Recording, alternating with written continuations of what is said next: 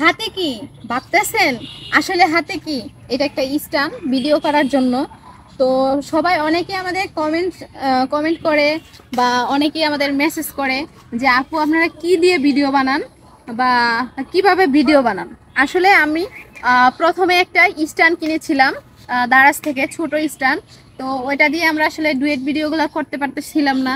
তখন মানুষ ডাইকে ডাইকাই না, তারপর ভিডিও বানাইতে হইতো। তো আমরা খুবই বিরক্ত হয়ে যেতাম, কারণ একটা মানুষের ডাকলে মানুষ আসতে চাইতো না, ভাব ধরতো। বলতো কি তাদেরকে তাদেরকে ভিডিও করে দেবো, তাদের টাকা ইনকাম হবে, আমাদের কি। মানুষ এরকম হিংসামি করতো, আসলে হিংসামি করা ঠিক না। তারপর আব্দুল্লাহ রাব্বু একটা প্ল্যান করলো যে চলো আমরা একটা বড় স্ট্যান্ড কিনি। তো এটা কেনার পরে আসলে আমাদের ভিডিও বানানোটা অনেকটাই সহজ হয়ে গেছে। অনেকটা বলে ভুল হবে, পুরোটাই সহজ। আমাদের আর এখন কাউকে ডেকে আনতে হয় না, কারো মুখ কালাও দেখতে হয় না। অনেকে আমাকে বলে যে আপনি কেন এই প্ল্যাটফর্মে এসেছেন, কেন আপনি ভিডিও বানান। তো আসলে অনেকে অনেক কথা বলে, সে কথায় শোনার মতো আমার সময় নাই। কারণ সবার জীবনে কিছু না কিছু করার দরকার। তো আমার মনে হয়েছে যে আমার এই ফেসবুক প্ল্যাটফর্মে ভিডিও বানাইলে আসলে আমার জন্য ভালো হবে, এটা আমার জন্য সহজ। তো এই জন্য আমি এটা করতেছি। তো অনেকে তো অনেক কথা বলবেই, তো সব কথার মধ্যে আসলে কান দিলে জীবনে সফল হওয়া যাবে না। তো কে কি ভাবলো, কে কি বললো, কে কি করলো, সেটা আসলে আমার দেখার কোনো সময় নেই, টাইম নেই। আর আমার হাজবেন্ড আমাকে অনেক সাপোর্ট করে। আর হচ্ছে উনি আমার সব সময় পাশে থাকে যাতে আমি কিছু একটা করতে পারি, আমি সফল হতে পারি। যারা আমার ফলোয়ার তারা আমাকে বলতো যে আপু আপনার ভিডিওগুলো তো একদমই ভালো না, আপনার ভিডিওর কোয়ালিটি খুবই খারাপ। আসলে আমরা ওরকমভাবে এই প্ল্যাটফর্মে নামিনি। ফার্স্টে আমি এই মোবাইলটা দেখাও।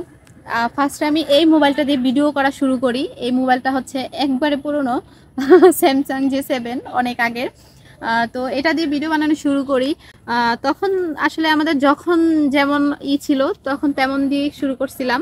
এটা দিয়ে আমি ফার্স্টে যখন কাজ শুরু করছি তখন থেকে আস্তে আস্তে না আমার ফলোয়ারও বাড়তেছে, তো ভিডিওগুলো ভাইরাল হচ্ছে। তো তারপর ভাবলাম যে না, যেহেতু আমার সফলতার আমি একটু কাছাকাছি যাচ্ছি, তখন ভাবলাম যে না, একটা ভালো ফোন নেওয়া দরকার। তখন আমি 26-27 হাজার টাকা দিয়ে একটা স্যামসাং ফোন কিনি। ফার্স্টে আমার হাজবেন্ড এই প্ল্যাটফর্মে কাজ শুরু করতেছিল। তো তখন ওনার আসলে একটা ব্যবসা আছে, উনি একজন পল্লী চিকিৎসক। তো তখন ভাবলাম যে না, ওনার যেটা পেশা সেই পেশা থেকে তো ওনার এই ছাড়া যাবে না।